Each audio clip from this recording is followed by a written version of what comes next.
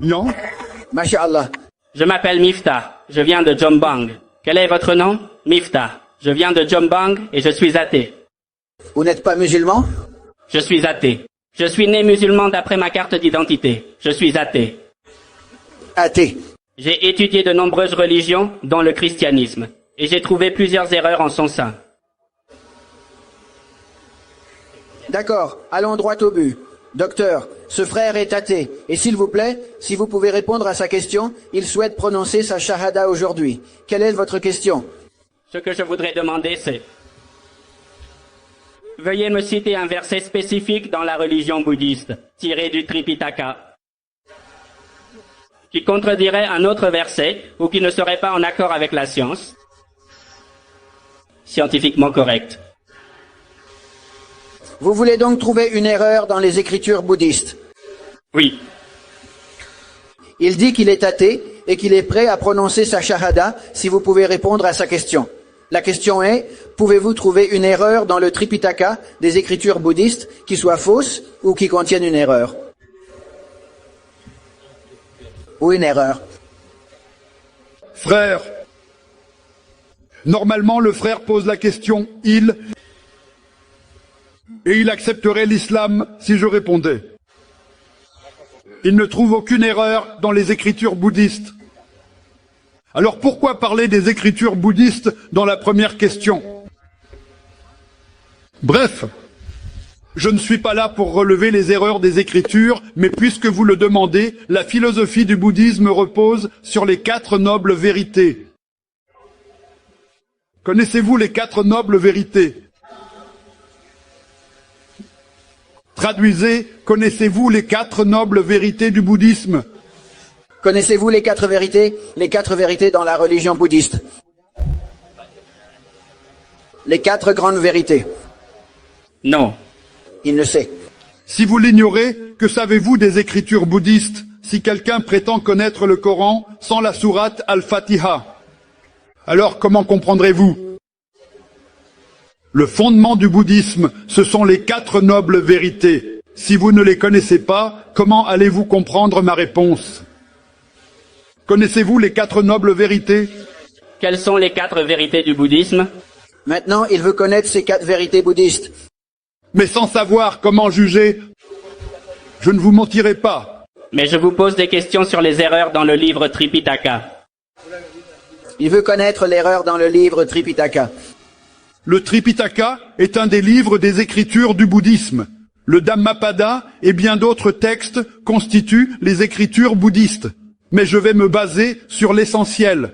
Selon le Bouddha, il y avait 4 grandes vérités. Premièrement, il y a du chagrin et de la misère dans le monde.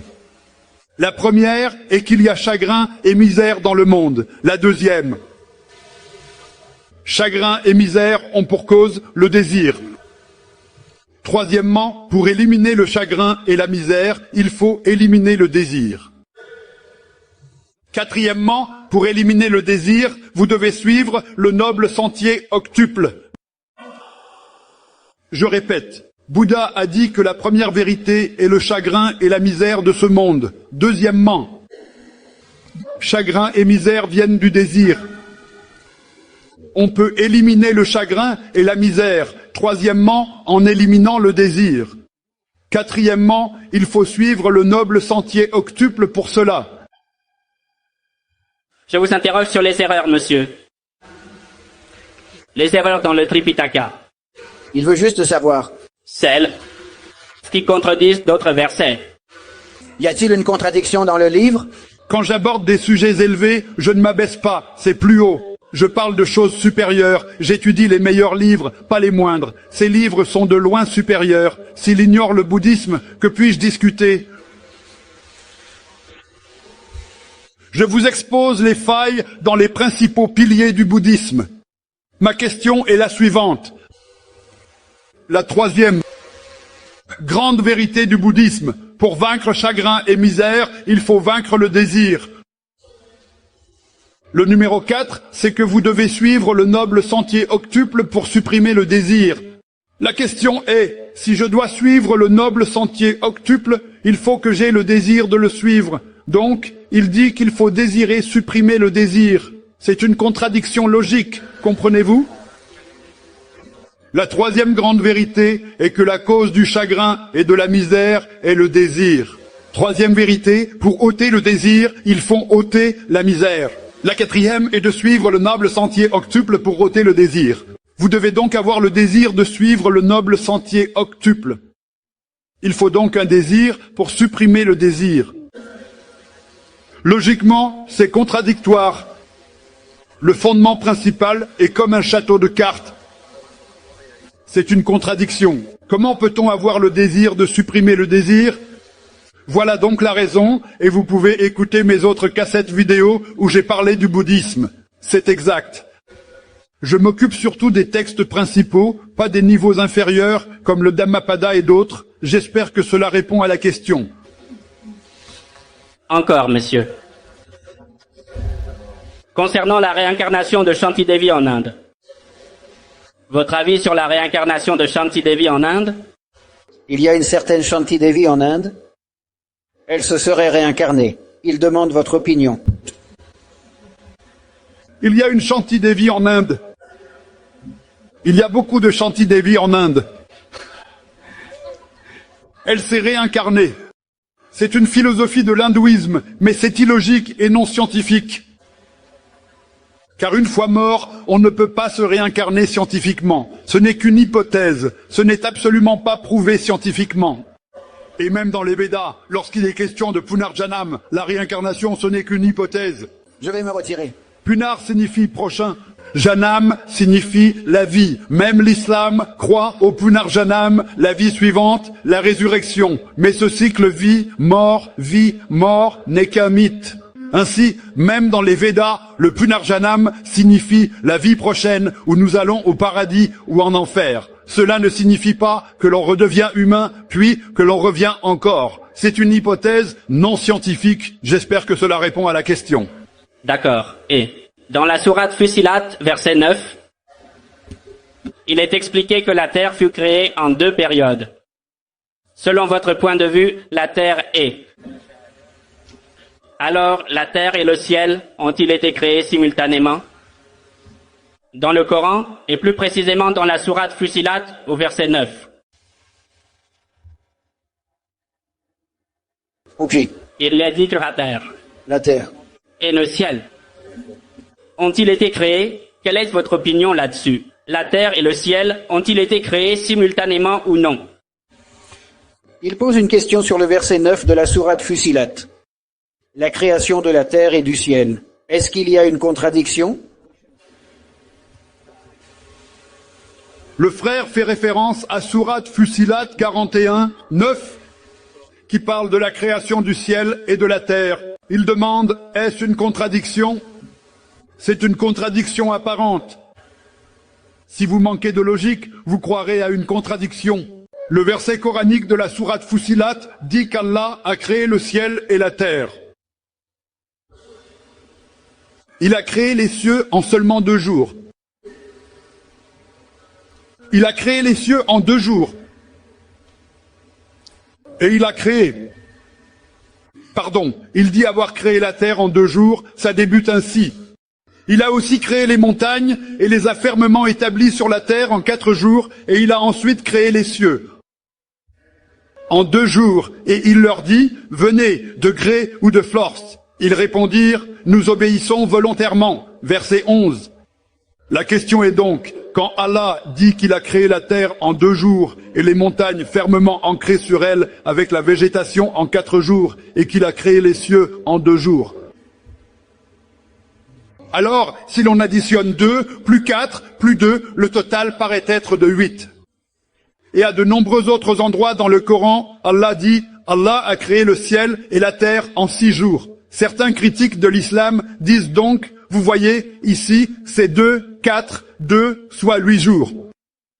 En d'autres endroits, Allah a créé les cieux et la terre en 6 jours. Il y a donc une contradiction apparente. Si vous lisez le verset du Coran, Sourate Fusilat, chapitre 41, versets 9, 10, 11. Il est dit, il a créé la terre en 2 jours. là, et la terre, avec ses montagnes, fut créée en 4 jours. Ensuite, il a formé les cieux en seulement 2 jours. Or, Touma, en arabe, a 2 significations. Ça peut vouloir dire « et » ou ça peut vouloir dire « simultanément ». Donc, si je vous dis que je veux construire un bâtiment, Quel verset? et le bâtiment, Quel verset? je veux le faire en 6 jours, Lequel? et ensuite je détaille, disons en 6 mois. Je veux construire le bâtiment en 6 mois. Je construis l'enceinte en 2 mois. Je fais le sous-sol en 2 mois, et je construis l'immeuble de 20 étages en 4 mois, d'accord? Vous dites 6 mois, c'est 4 mois, l'enceinte en 2 mois, le sous-sol en 2 mois. Lorsque je construis l'enceinte, je réalise également le sous-sol au même moment. Donc, pendant que je fais l'enceinte en 2 mois, je fais aussi les fondations en 2 mois. Ainsi, l'enceinte et le sous-sol, je les construis en 2 mois, puis les 20 étages restants en 4 mois. Quel est le total? 6 mois, pas 8. De même, quand Allah dit avoir fait la terre et les montagnes, la terre en 2 mois, les montagnes en 4 mois, total 6 mois. Pendant que cela se produisait, il a aussi créé le ciel. En réalité, ce n'est que 6 mois. Il n'y a aucune contradiction nulle part dans le Coran.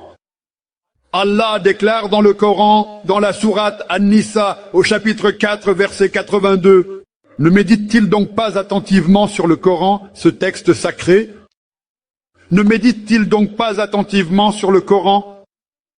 S'il émanait d'une autre source qu'Allah, ils y auraient assurément découvert de multiples contradictions.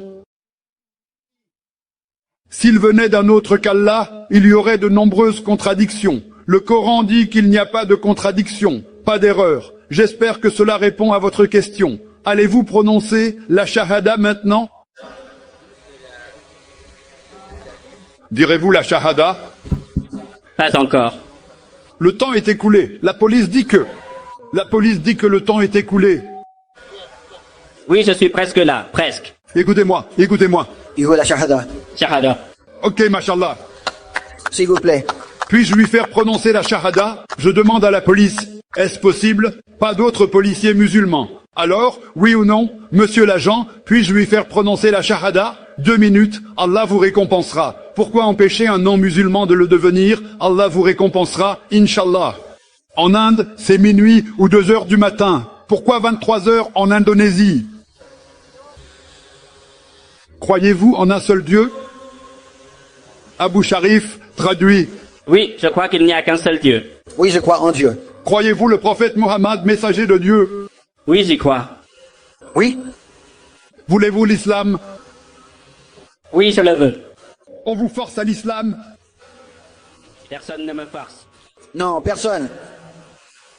Le faites-vous de votre plein gré? Oui, de ma propre volonté. Vous embrassez l'islam de votre plein gré? Oui, de mon plein gré. Quelqu'un vous paie-t-il pour devenir musulman? Est-ce que quelqu'un vous a payé pour que vous embrassiez l'islam? Non, personne. Mais ma famille est musulmane. C'est pourquoi je désire tant embrasser l'islam. J'ai fait mes recherches en regardant vos vidéos. Personne ne le paie. Sa famille est musulmane et il a regardé beaucoup de vidéos, y compris les vôtres. Mashallah, Inch'Allah, répétez-le en arabe. Ashhadu Ashhadu Allah Allah ilaha ilaha illallah illallah wa ashhadu ashhadu an anna Muhammadan Muhammadan abduhu wa rasuluhu. wa rasuluhu. Je témoigne Je témoigne de cela qu'il n'y a pas de Dieu qu'il n'y a de Dieu qu'Allah, qu'Allah, et je témoigne et j'atteste que Muhammad Muhammad est le messager est le messager et le serviteur et le serviteur d'Allah. d'Allah. Mashallah, musulman. Takbir. Allahu Akbar, ce qui veut dire que Dieu est le plus grand. Et je prie Allah, exalté, afin que tous vos péchés passés soient pardonnés, qu'Allah vous offre le meilleur ici et dans l'au-delà. Amen. Qu'Allah vous guide, vous et vos proches, vers l'islam, si Dieu le veut. Que la paix et la bénédiction d'Allah